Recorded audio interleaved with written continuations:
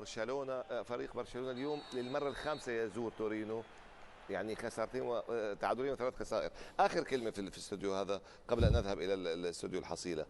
حصيلة مباراة واحدة الحقيقة والحالة التحكيمية. هل فريق برشلونة بصراحة بعد الذي شاهدناه، خسارة من ملكة، خسائر محلية، رباعية من باريس سان جيرمان تخطاها بالريمونتادا، هذه المرة مطالب بريمونتادا أخرى أمام عملاق قوي دفاعيا ومحصن بثلاثية نظيفة هو يوفنتوس، هل برشلونة بحاجة لإعادة بناء كفريق؟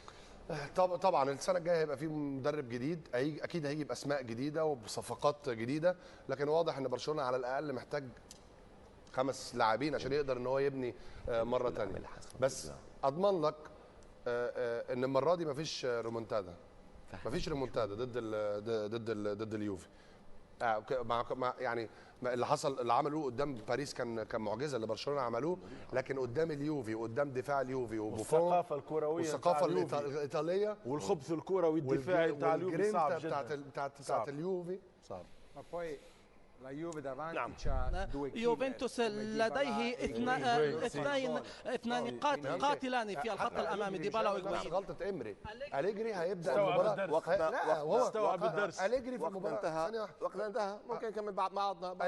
أليجري في المباراه الثانيه هيضغط ضغط عالي. على كل حال وقتنا انتهى.